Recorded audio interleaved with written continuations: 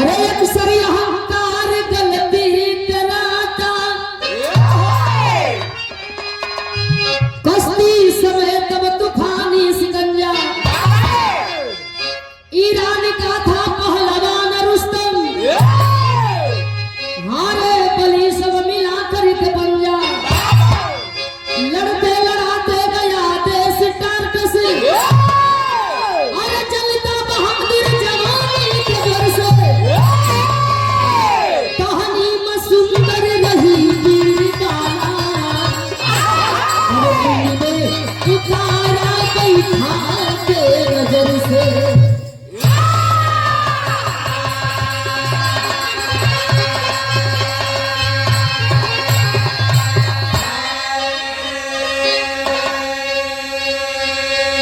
बड़ा सुंदर भाव हो। धन बढ़े तो बढ़े, मन बढ़े के ना चाहिए। धन बढ़ेला कामे आवेला जब मन बढ़ जाला। क्या बात है। आदमी कहीं भी बेइज्जत हो सकत है। पैसा बा कहीं जगह लिया जी, जमीन लिया जाई, बनल बनावल घर गाड़ी खरीदा जाई, क्योंकि मार के जाके जेल से खड़े खड़े आदमी छूट भी सकत है। लेकिन मन बढ़ जाई तो कहीं बैठे के जगहियो ना मिली। ईरान का रुस्तम पहलवान विश्व विजेता, जेकरे सामने कोनो पहलवान लड़े के हिम्मत न जुटावे। नाम जब सुन ले तो लोगन का हार कांप जाए। पहलवानी एगो जमाना रहल कि गावे गावे जिला जिला अखाड़ा रहे होखे। समय खत्म हो गई।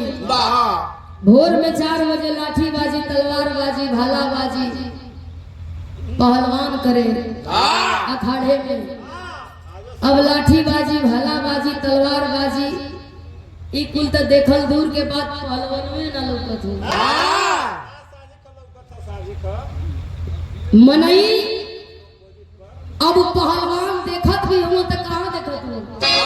सोशल मीडिया पर। सामने से ना जिला जिला गावे गावे अपना अखाड़ा रह गई, लड़वैया रह गई। पहलवान का अगर कुश्ती देखे के बाद तो डाटा चालू कर लो, फेसबुक पर सर्च करो, फलाने पहलवान का मंगा के देख लो। गिनन चुनन 2 4 10 पहलवान हो जो के लोग देखा था। ईरान का लड़वैया विश्व विजेता रुस्तम पहलवान के सामने कोई नजर न उठावे। लड़त लड़त एक बार ईरान से टार्कस देश आई। आज जब टार्कस देश आई लखाड़ा खनाई, लखाड़े में निगोटा कस उतरी गई। विराम मंडल के भाव हो भैया कैसे?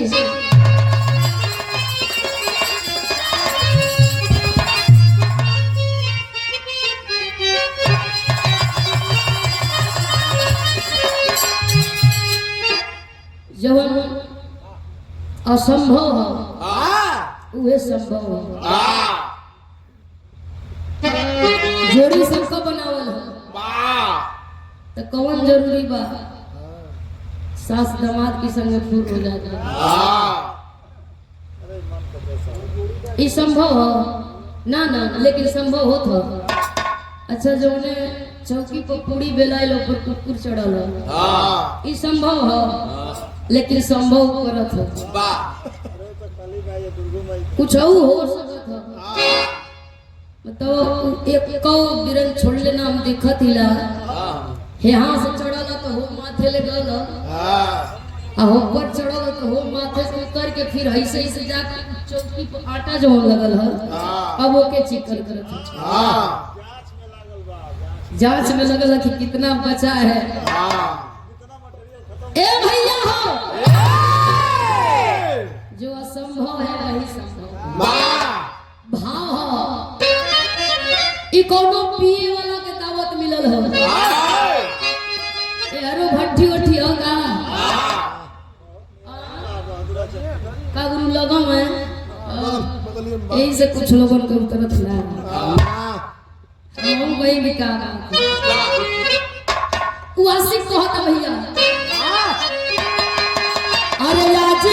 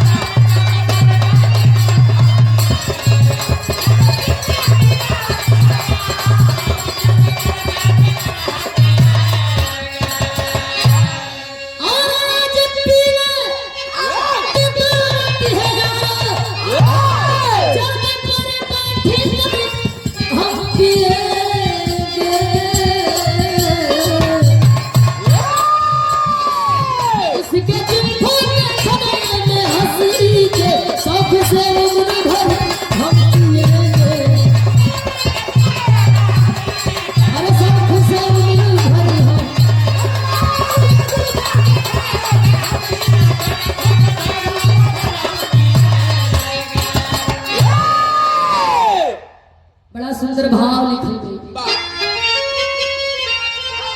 रुस्तम पहलवान ईरान अइलो लड़े लगलो। देखवैया देखत हो तो बढ़िया काम के कुछ लोग तारीफ करेला। जरूरी थोड़ी है कि जे हमके पसंद करी सबके करी। जरूरी थोड़ी है कि जवन खाना तुमके पची हमके पची। आ खाओ है कि जवन पची। हाँ वो तो बिल्कुल मत खा के जवन पचबे न करे। रुस्तम पहलवान अखाड़े में लड़े लगला, सामने वाला पहलवान के पटक के और अखाड़े का विजेता हो गई। लेकिन उनका मन बा कि उतना दूर से चल के आई रही तो 4-10 दिन रहो, टारटस देश में घूमो, थोड़ा टाइम पास करो, फिर ईरान जाइए। रुकल वो घूमे खातिर एक दिन घूमत घूमत एगो बगीचा में गइलो। कुछ मेहरारू हुई, लड़की भी एगो हो, अपन भेड़ बकरी ले ले पेड़ के नीचे बैठल है, चाहत है बकरी अपन चरत है। पहलवान पहुंच गई, उठाई के एगो बकरी का बच्चा लगल खिलावे। देखा बच्चा कौनो चीज बड़ा प्यारा लगे, क्यूट लगे। उठाई के पहलवान खिलावे लगल, बड़ा सुंदर बच्चा हो। अतौले नजरिया पड़ल, 2-4 गो मेहरारू बैठल है, कोई बिचवा में वो लड़किया बैठल बा जौने का नाम तहनीमा बतावल गईल। लेकिन मालिक बड़ा फुर्सत में ओके बनौले रहलन। केहू केहू होला खूब सुघर रही लेकिन ओकर चेहरा उदास रही, आ केहू केहू एकदम सावर रही लेकिन ओकर फेस कटिंग इतना सुंदर रही कि बार-बार घूम के देखे के मन करी।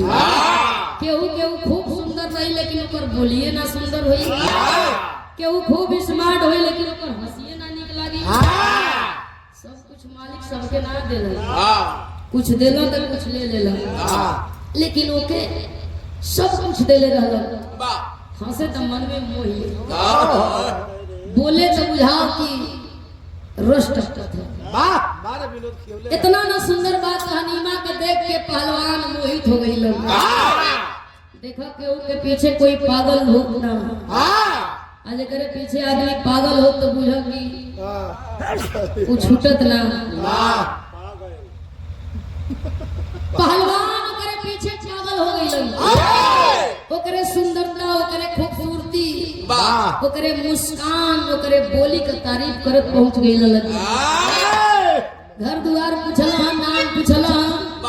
अब रोजे आवे वो बकरी के बच्चा उठाए पहलवान खिलावे। अब वो कोनो कुश्ती करे वाला थोड़ी है, लेकिन वो के झूठो को सिखावे।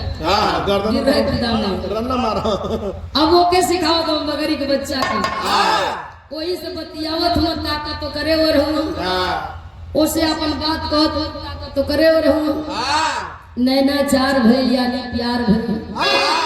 पहलवान को आ तहनीमा को चोरी चुपे मुलाकात हो खेला। धीरे धीरे 6 महीना के दिन निकल गई। ईरान का लोग परेशान हो गई। पहलवान गई ना एगो चिट्ठी लिख के आ ईरान से टारटस देश भेजल गई। चिट्ठिया पहलवान पौला खोल के पढ़े लगलो। अब चले के तैयारी कैलो। मने सोचत हो कि आके अब प्यार में फंस के रुक गई। 6 महीना का दिन कैसे बीत गई जान भी ना पौली।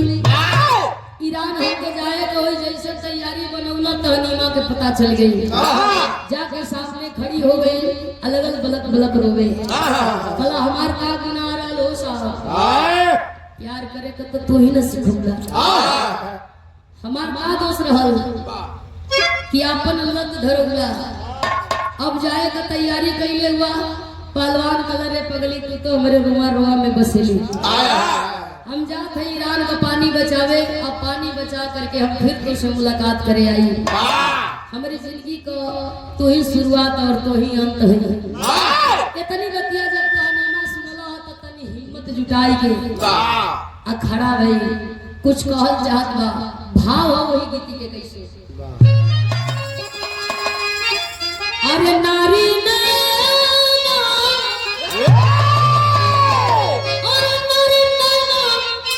चंचलिका नारी बाकुरों को बेपानी किया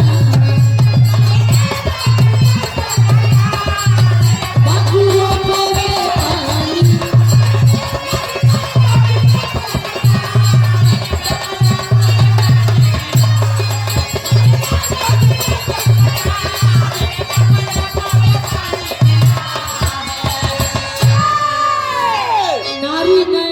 चंचल कटारी बापुरों को भी पानी किया है। क्या करेंगे करिश्मा विधाता जो जवानी करिश्मा किया है। तनीमा कलये साहब जाता नहीं तो जाई लेकिन जाते जाते वो हमार छोटी मुखी बात सुनो कलर की बोल तनीमा कला साहब हमरे तुम्हारे प्यार की निशानी पेट में पला था ऐसे कैसे जा सकत हुआ हसला ठठाई के रुस्तम पहलवान कलरे पगली आज बताओ थे ई बतिया पहले बतौती कुछ दिन तोरे साथे हम खुशी खुशी बितौती लेकिन हमके दुख ना हो ताबीज भैया से तोड़ के अथवा पर रखला कला कि हमरे ये प्यार का निशानी हो बेटी चाहे बेटा पेट में पलत हो बेटा आई तो ओकरे दाहिने बाजू को एक बांध दिया ताकि ओके पता चले कि हमार बेटा है जब हम आई तो लोगन के सामने ओके अपन नाम दे बताई कि हमार बेटा हमार खून है बेटी हुई तो सयान को के हम डोली में बैठा के विदा करो भागब ना ए भैया हिम्मत दे के ईरान चल गईला तो नीमा अंगरी पर दिन गिनत बा इंतजार करत बा समैया बीतल ह आ जब समय बीतल ह तो देखे मालिक वही को सुनेलन जे सुने जो काम करेला समय के अनुसार एगो बेटा पैदा भइल गोदिया में बेटा के लेके आ माथा के चुमत बा लेकिन लालच कहल जाला कि बुरी बलाई है कौनो चीज का लालच नुकसान करेला बेटा के गोदिया में लेके लगल तो अनीमा सोचे इतना सुंदर हमार बेटा पहलवान जनिया तो पहलवान लेके ईरान चल जाई हम करे पहले कि उनके खबर लगे काहे ना हमें वो चिट्ठी लिख के भेज दे सादा कागज है आप पेन लेके और रुस्तम पहलवान के नाम पे वो चिट्ठी लिख ले बा आ चिट्ठिया में का लिखती भैया गीत लगल है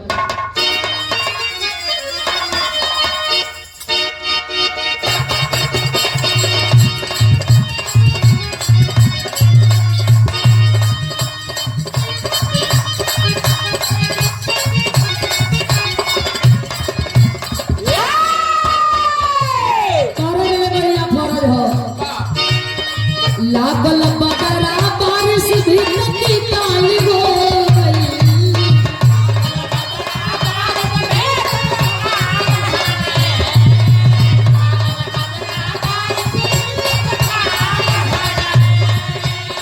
लागल बगरा बारिश भी नदी काली हो गई वो खवाची में महकरिया पैदा लाली हो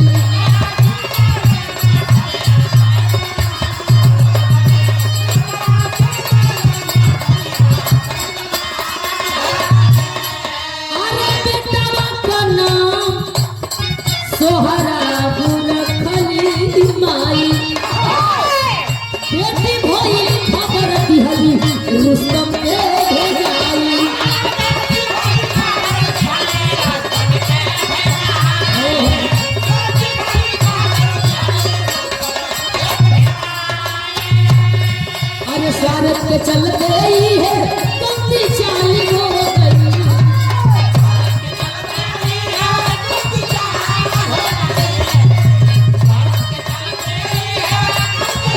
तो हाथ में महकरिया पैदा लाली हो गई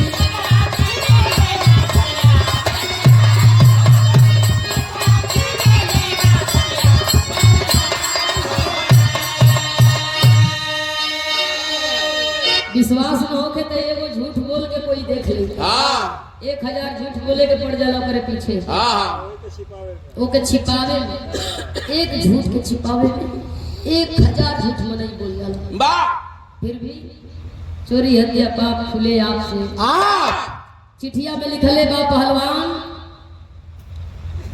आपके हम बता दिहल चाहत बानी आपको प्यार के निशानी बेटी भई समय मिली मौका मिली आवल जाई बेटी के देखल जाई तनी सा लापरवाह हो गई नहीं जान के बेटी भई बस सयान हो में टाइम लगी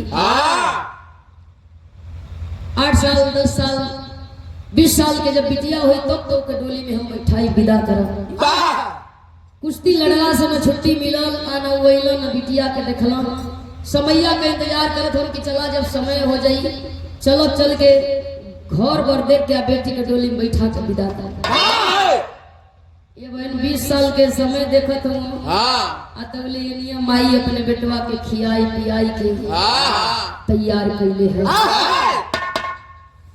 10 साल का 12 साल का 15 साल का धीरे धीरे 16 से 17 साल का बेटा भई 4 बजे भोर में माई जगावे बेटवा के ले जाए के अखाड़े में मिठियाई लड़वैया लड़ो तो वो के दही पर माटी लगावा या वही मक्खी सियावा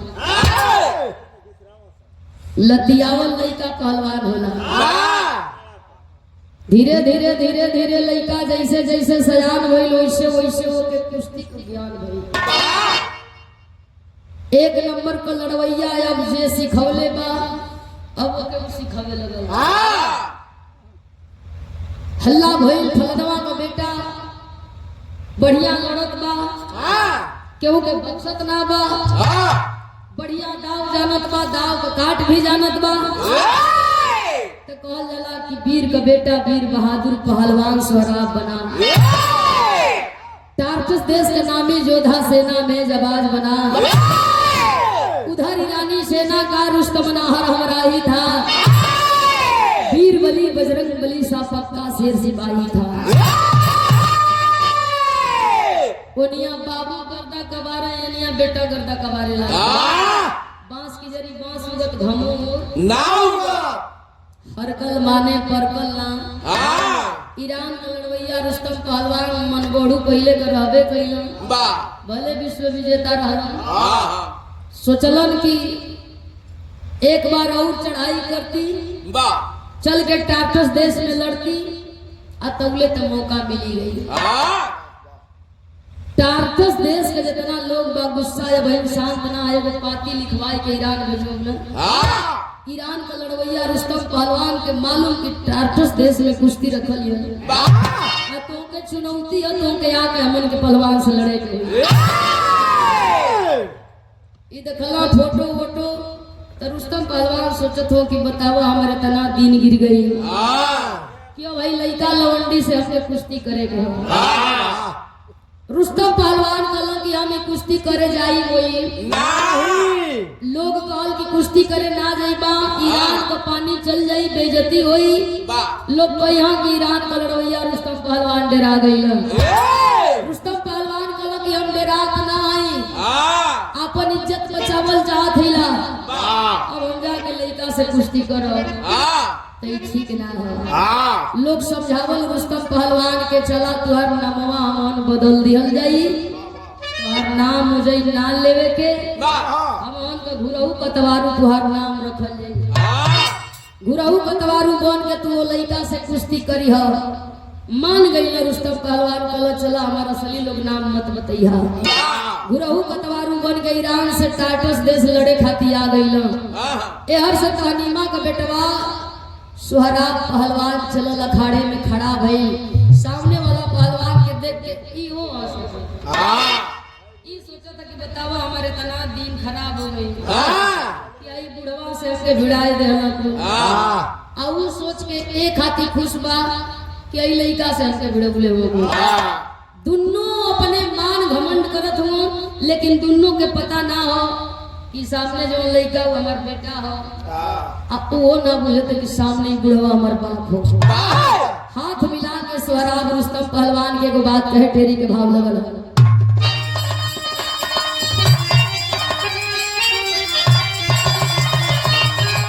अरे जवानी खूनी खंजर पर चढ़ी कुश्ती करी फैसला के करके तना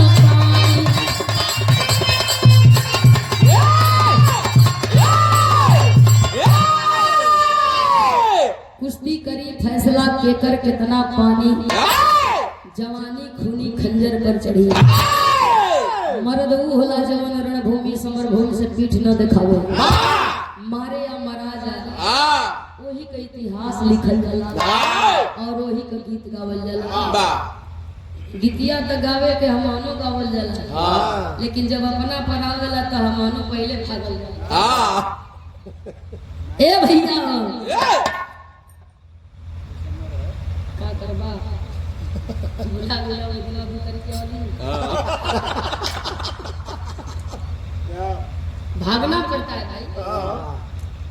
जहाँ चार आदमी घेर ले हुए वो जैन बहादुरी दिखौला के कोनो जरूरी ना अब वो जैन अड़िया गई ना तो पूरा के खत्म हो। मसीह खींच दे बात अगर सरहद के सीमा के तो वो कुछ छोटा हो वो कुछ कायर हो, सब थोड़ी मरे खातिर जाते हैं। मरे खातिर उहे जाला जब दौड़ लगाई तो करे मन में एक ही वो सपना रही, जहिया वर्दी मिल जाई सामने वाले पहलवान को या तो मारेंगे, सामने वाले वीर को या तो मारेंगे, सामने वाले दुश्मन को या तो मारेंगे या तो मारेंगे। खुदे भाग के आल हो आके यहाँ पॉपट पंधारी करत हूँ, खुदे बतैबे कैला कि हम छोड़ के भागे ये गिरा बारे भगोड़ा नहीं समाज की सेवा करे आए भगवान मत कहा। सबकी बॉस के बात थोड़ी है, बिरहो गाँव सबकी बॉस के बात में हम उनको सम्मान करते हैं। तो कहाँ माने हो रहा है? आप कुछ भी कह सकते हैं भाई, बड़े हैं, लेकिन हम तो हमजोली हैं।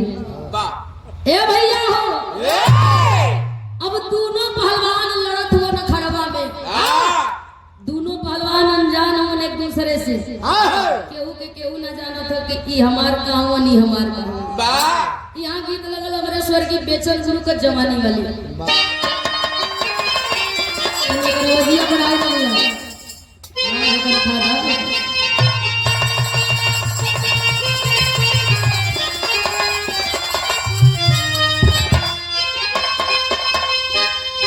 येहू को ओरिजिनल डुप्लीकेट है।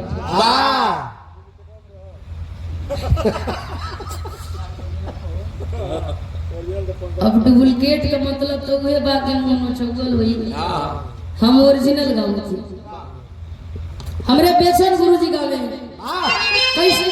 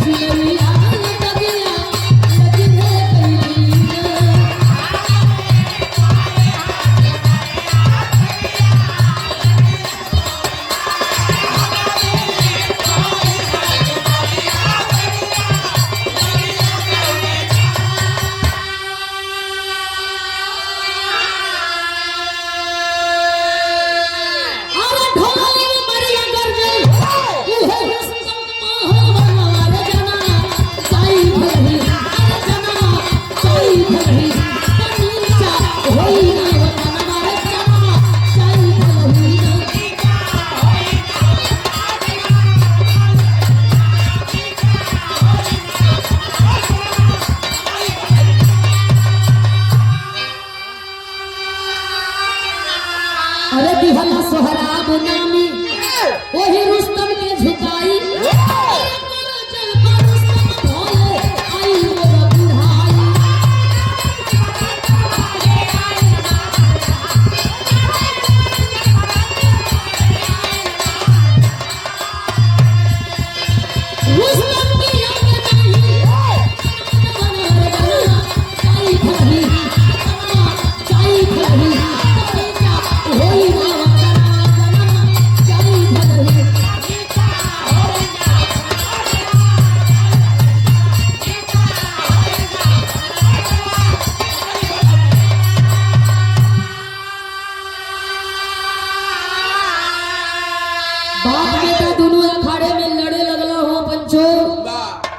दोनों पहलवान लड़त हो एक दूसरे पर भारी हो न बाप के बेटा पट पौला न बेटा के बाप जवन दाव मारे रुस्तम पहलवान स्वराम होकर काट करे बच के निकल गया जवन दाव स्वराम मारे रुस्तम पहलवान काट करे निकल के बच गया देखवैया सोचे अरे वाह तो लइकवे लेकिन कोनो वीर का खून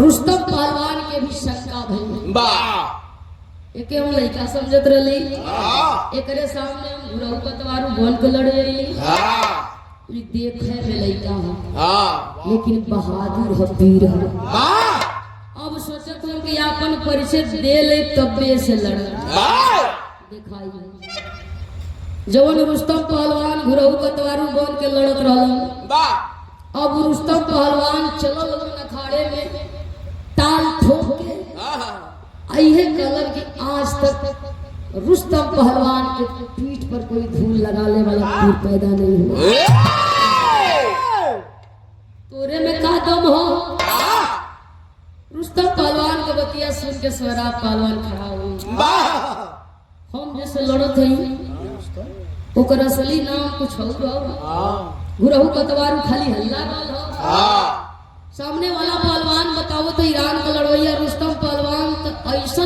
नाना कि हम जैसे लड़त हमर बाबूजी भर नजरी निहारे लगल जितना लड़े का हौसला रहल जितना लड़े का जुनून रहल कम हो गई बल और बुद्धि कमजोर हो गई सोचत बा कि हम बाबूजी से लड़त है हमारी हाथ से अगर कोनो प्रकार को घटना घट जाई या हम बाबूजी के पटक गए तो इनके बुढ़ौती को पानी बिगड़ जाए ना ना ना ऐसा हमला होके दे अरे हमारे माई भी माफ ना करी माई जानी तो मैयो कही कि अपने बाप के साथ सही ना कर चला तनी हम ही पटका जाए हर बार बाबू जीतल हो विश्व विजेता हो आज ले कोई पीठी धूप ना लगाओ और बुढ़ौती के समय लोग कहिए कि अपने बेटवे से पटका गई वो ठीक ना रुका एक बार तनी बाबूजी के हम गले लगे बाबूजी के हम बता दें कि हम तुम्हार बेटा तुम्हार खून है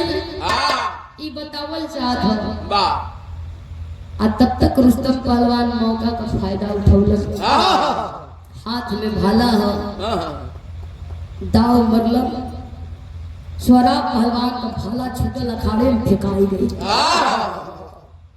दौड़ के सीना पर सवार हो गई और हाथे में भाला भलवा का प्रहार करत हो सीना में एक बार दो बार चार बार दौड़ के लोग आई रुस्तम पहलवान के पकड़ो लोग चाहत बा पकड़ के लोग किनारे करी लड़ी पहलवान सामने वाला पहलवान तो लड़ने के मूड में ही नहीं था वो तो कुछ पूछ रहा था कलश की जवानी पूछत रहल कौन बात हजम होखे वाली ना हमार कोनो बेटा हम कोनो का बाप है और ये हमार ध्यान भटकावत रहल मौका का फायदा उठा के मार देली का गलत कही आज कभी विजेता वही है अब कुछ लोग बतियावे रुस्तम पहलवान तो ये हो कोई रुस्तम पहलवान ना हुई अब कुछ लोग कहे कि यहाँ धोखा का मार हो गई अब रुस्तम पहलवान जाइल जात वन घायल स्वराब पहलवान खड़ा भइलन जितना भरम रहल सब टूट गई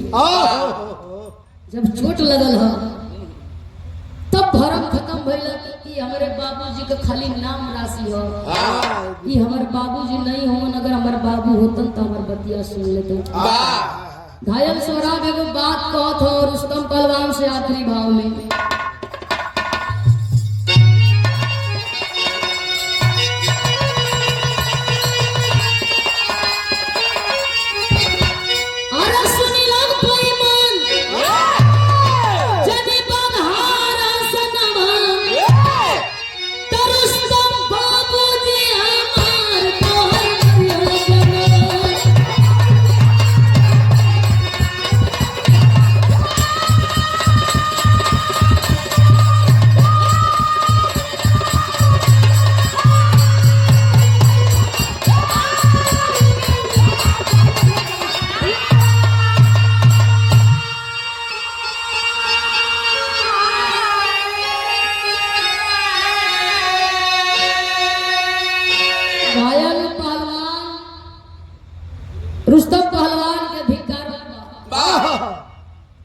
शरीर है, सीना में दर्द हो,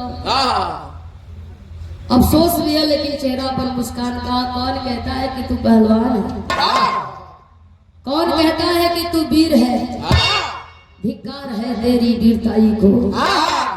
पीठ पीछे वार करने वाला बुजदिल होता है, कायर होता है, धोखे का मार करने का तुझे बड़ा शौक है। लड़ना ही था तो एक बार हमें भी बता लेता, फिर हम बताते कि पहलवानी का हो। खैर ठीक बा, जा तोड़ा जा, लेकिन हमारे बाबूजी से बच के रहिए, नहीं जीवन जिंदगी हराम हो जाएगी। चुक गईली खाली रुस्तम नाम सुन के कि कहीं तू हमारे बाबू तो न हुआ, लेकिन तूने तो गद्दारी किया, पीठ पीछे वार किया।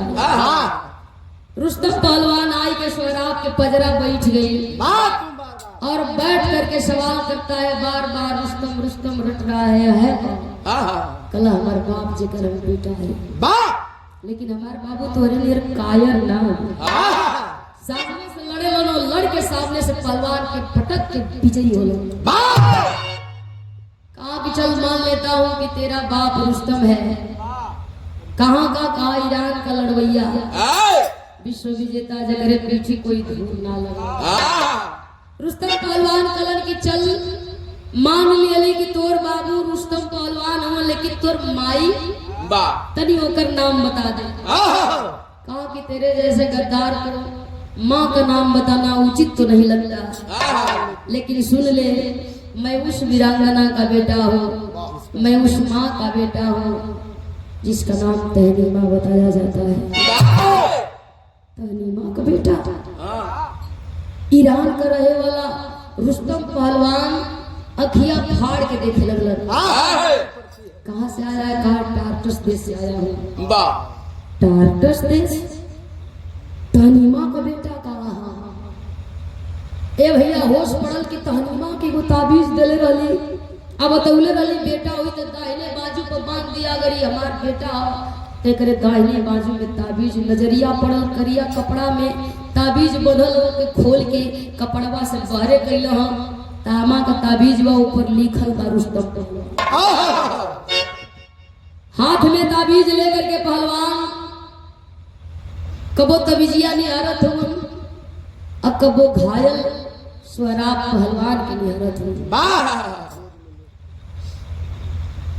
ए भैया अफसोस हो, सोचत हो कि तहनीमा इतना बड़ झूठ काहे बोलल। अगर हमार बेटा हो तो चिट्ठिया में बेटी काहे लिखले रहा। सीना से भाला निकाल के फेंक करके पहलवान को उठा लिए। रुस्तम पहलवान गले से लगाई के भर अखबार पकड़ के बेटा के अलगलन रोवे। अब जितना लोग बतियावत जात हो, उ लोग वापस से आई के सवाल कई, पहलवान ई कैसे? या तो आपका दुश्मन था जिसको आप मार गिराए रोवला के कारण, तब पहलवान रो रो के लोगन से बतावे। भूल गई भेद रुस्तम रोवे दिखाई, आय अपने हाथ दिहली अपने बेटा के मुआई।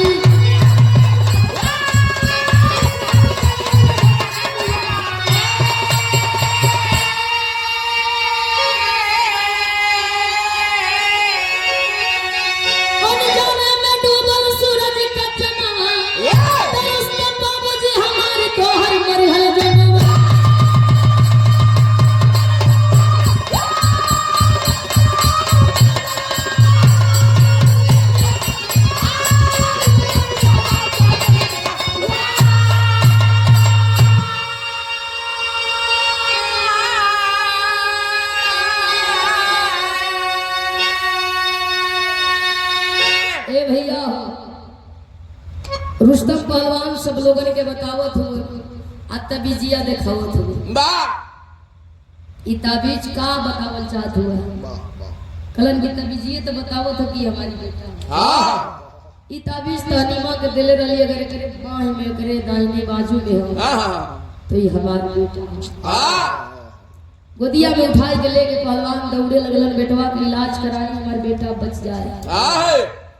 अब खाली अफसोस होता कि कितना बड़ हम घमंडी हैं लड़े से पहले पहलवान का बात सुन लेती तो शायद हमारा बेटा ये हाल में न हो। दौड़ल हम गोद में लेके उठा के कानी पर लाद के कि बेटवा का इलाज कराई बच जाए, लेकिन खुदा को मंजूर तो कुछ और ही है। जवान बेटा बाप के ही गोद में दम को तोड़ दिया। बेटवा के दफनाई के रुस्तम पहलवान चल दिलन। वही तहनीमा के दुआरी पर खड़ा होके आवाज लगल आई। तहनीमा दरवाजा खोल के जब देखला पहलवान के रोवे लगा। अब टाइम मिलल लेकिन देखा वहां भी झूठ बोलत है। पहलवान के प्रति प्यार तो हो लेकिन बेटा के प्रति लालच भी हो। झूठ बोलत बा, रोतो बा, अब पहलवान से कहतो बा साहब अब अइला, अब टाइम मिलल, बेटी सयान हो गई लाल। घर भर देख के डोली में बैठा के बेटी के विदा कर दिली। अपने घरे बिटिया बड़ी बढ़िया से है, परिवार भी बहुत बढ़िया मिलल है। पहलवान रोवे लगलन। तहनीमा की ओर ताकत हुआ। तहनीमा जाई के अचरा से आग कयास पुछला और फिर कहत बा साहब यही खातिर हुआ रोत तनी जे की बेटी भई कल नारे पगलिए खातिर ना रोत है कि हमरे तोरे प्यार का निशानी बेटी रहे। रोवत ये खाती है कि तू कल भी झूठी थी और आज भी झूठी है। कल का चीज का झूठ, कैसा झूठ? तब तभी जिया वही तहनीमा के हाथ पर रखल और जब तहनीमा ताबीज देखलस अवाक हो गई। अखिया कयास पूछ लेलस कलस साहब हमार बेटा हमसे दूर मत करिया। बेटा के लेके जाए आइल हुआ, बेटा के मत लेके जाइए कलन की अब बेटा ना तुहार है ना हमारा। बेटा ये दुनिया में ना हो। तनीमा कल की देखा साहब मजाक हमारी साथे करिया लेकिन हमारे बेटवा के साथ ना ऐसा मजाक मत करा। हमरे जिए के आधार हो। आज ले बस होके देख के हम जिए तनी, आप तो जाके भुला गईला कहाँ बेटा हमारा। रुस्तम पहलवान रोवत हो, तनीमा के समझावत हो कि मत रोआ, शायद मालिक के मंजूर ना रहा। हमार घमंड हमसे हमार बेटा छीन ले रे पगली। जाने अनजाने में यही हाथे अपने बेटा को मार के दफना के आवत है। तहनीमा छाती पर मुक्का मार के रोवे लगल। पहलवान की ओर ताकत बा साहब कौने जन्म का बदला लेत हुआ तुहार का बिगड़ ले साहब। रुस्तम पहलवान तहनीमा के समझावे तोरे वो झूठ और हमार घमंड बेटा के दूर कर दिलस। अब तहनीमा भी पछतात बा की चिट्ठिया में लिख देती बेटा भइल बा, नाम बता देती तो शायद ही होनी ना हो। और पहलवान पछतात होन की लड़े से पहले एक बार अगर बात सुन लेती तो शायद आज हमारा बेटा मेरे सामने भी। आज यूं लड़ी हम बैठ के देखते लोग कहतन कि फलाने का बेटा। दोनों प्राणी पश्चाताप के आग में जल करके अपने रात दिन को व्यतीत करने लगे। हम कहिला कि अब पछताए क्या हो तो जब चिड़िया छुप गई। बिना विचारे जो करे सो पाछे। इंसान के जोश में होश ना गवावे के चाहिए। एक बात और हम कह दी, नहरनी कबो खुरपा ना हुई, टांगा ना हुई, आ शरीफ कबो नांगा ना हुई। पड़ोहा का पानी कतनो साफ हो जाई तो गंगा ना होई। विद्वान आदमी कम बोली आ जगह से बोली। ओकरे अंदर ताकत हो, बल हो तो जरूरत पर वो अपने बल का आजमाइश करी, ताकत कर डरी चलत